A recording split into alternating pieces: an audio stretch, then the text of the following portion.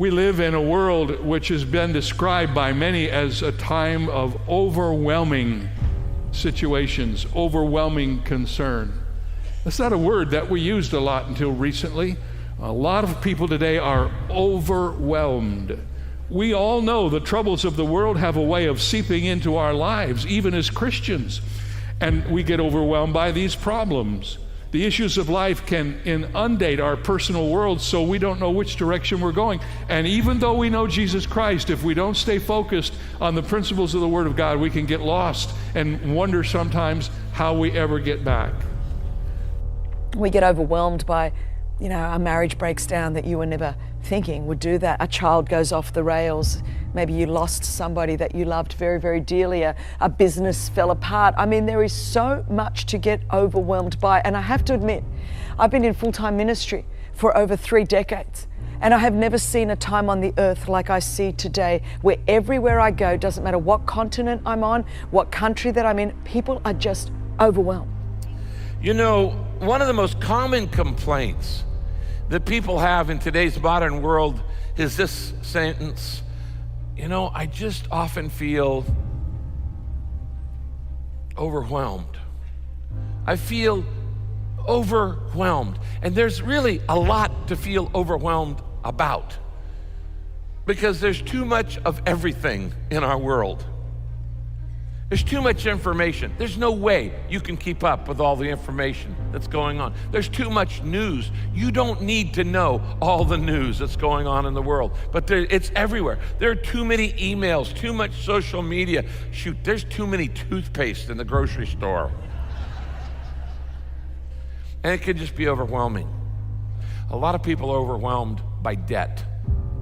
They're just in debt, and they go, I'm never gonna get out of debt. I'm never gonna get these loans paid off. And I'm just overwhelmed. A lot of people are overwhelmed by work. I can't keep up. There's too much work to do. And I just seem to get further and further behind, and I never get a break. And I'm worn out.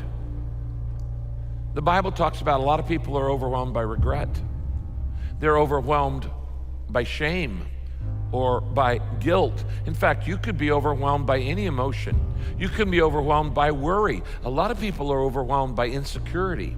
And the more insecure you are, the more you try to control the things around you. You can be overwhelmed by loneliness. You can be overwhelmed by grief. You can be overwhelmed by anger, resentment, bitterness. You can be overwhelmed by worry. And what do you do when you feel overwhelmed? Financially, physically, when you feel overwhelmed by conflict. This marriage is going south. It isn't going the way I want it to go. We're in a stalemate right now. We're living in the same house, but it's not happening. What do you do when you feel overwhelmed? Turn to God for help. I'm going to turn to God first. Often, when we feel overwhelmed, we start planning. Now, planning's good, and you ought to plan, but you ought to pray before you plan. You need to turn to God before you turn to your plan. Prayer should be your first choice when you feel overwhelmed, not the last resort, okay? Now, personally, for you, there's no problem too big for you to pray about, and there's no problem too small for you to pray about. If it's big enough for you to worry about, it's big enough for you to pray about. If it's small enough for you to worry about, it's small enough for you to pray about. The second thing I do is I focus on God, not the problem. But it all depends on what you focus on. And when you pray, you turn the focus off of the problem. I don't have enough money, I don't have enough energy, I don't have enough help, I don't have enough wisdom, I don't have enough opportunity.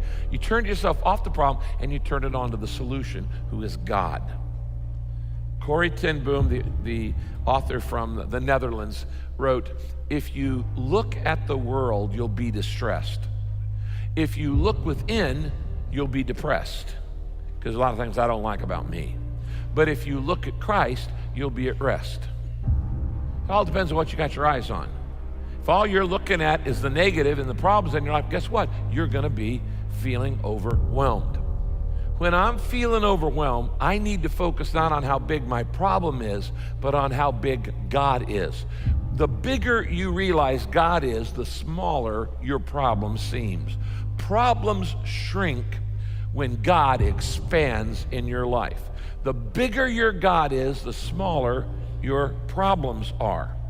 And so the first thing I need is remember that God is all powerful, that God is in control, that nothing is too hard for him, that with God all things are possible. Second, I remember what God has done in the past.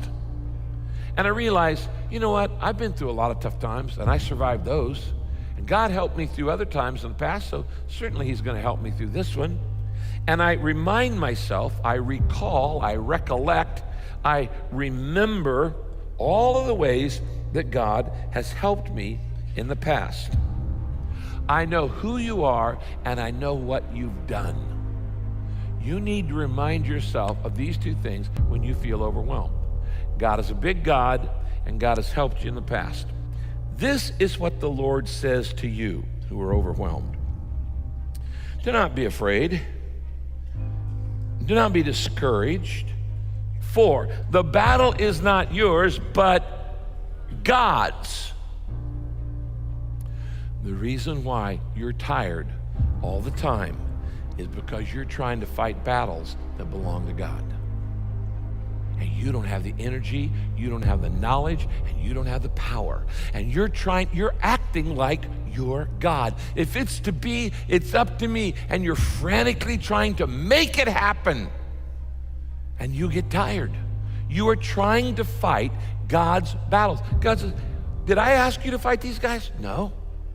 All I asked you to do is just trust me. Have I not promised? Do I not take care of you? Have I not taken care of you in the past? It's not your battle. It's my battle. See, this is why we get into problems. The problem is not your problem. The problem is you think it's up to you to solve it. And so we go out there and we're such fixers. And when we see a relationship problem, we try to fix it. And when we see a financial trouble, we try to fix it. And we try to fix the world, and we try to fix the office, and we try to fix the faults in other people's. You can't fix the faults in you. Why are you trying to fix them in somebody else?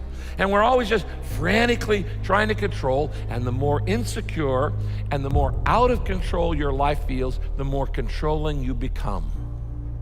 And that doesn't make you a nice person to live with.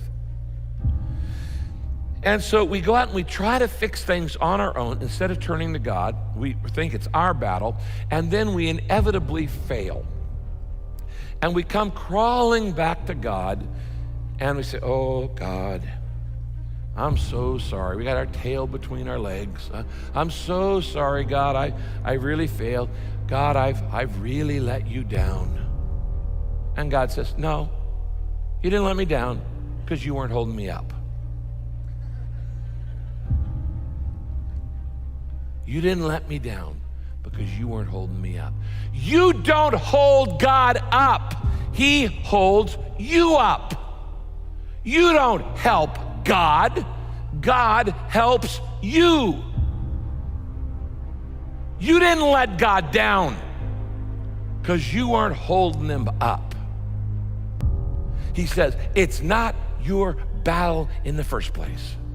It's my battle. And this is why you're tired all the time. You're not holding up the world and you're not holding up God. This is what a lot of you are doing with your problems. Are you tired? Are you tired of facing all these battles on your own? And you're really, if it were true, you're about ready to say, God, I don't know how much longer I can do this. In fact, Lord, I'm on the verge of giving up. And God will say to you, great, it's about time. Now we can get something done. Once you realize you are not in control of your life, you think are you kidding me? You didn't choose when you were born, where you were born, why you were born. You didn't choose your parents. You didn't choose your natural giftedness. You didn't choose your death. Most of the biggest things in your life, you didn't choose your natural talents. They were totally beyond your control. About the only thing you can change controls your attitude. And that you do have 100% control over. And you do have control over how much you choose to trust God. But you say, God, I just give up. And finally God says, well, great, now we can get something done. God says, first, relax. It's my battle. It's not yours. And the second thing he says is, I'll handle it. God says this to you when you bring him the thing you feel overwhelmed by. He says, relax, I'll handle it. That's my job. How many times have I told you the antidote to stress is to repeat 3 times, God is God and I'm not. God is God and I'm not. Why does God tell you to not get upset when you're in an overwhelming situation? Question, if God is fighting the battle and he's told you to stand still and watch, has God ever lost a battle? No. God has never lost any battle that he chooses to fight. God doesn't lose battles. He's God. God wins. God doesn't lose battles that he chooses to fight. So what he's saying here is, you don't need to worry about this. You don't need to get upset because you're on the winning side. And there are things that are evil in the world and that we have to oppose. But God says, ultimately, we win in the end. I don't know what's overwhelming you today. You may be a single parent trying to hold it all together. God bless you. You may be all torn up inside with all kinds of different emotion: discouragement, depression, fear, anxiety, worry, resentment, I don't know. And you're just about to explode on the inside. Or maybe the pressure at work of I cannot get it all done and I cannot keep up financially is just wearing you down. And you may be at the point of saying, God, I just feel like giving up. And God says, great, why don't you do that right now? Give up and give in. I give up trying to win on my own power because I'm tired. Instead, I surrender myself and I surrender my situation completely to you.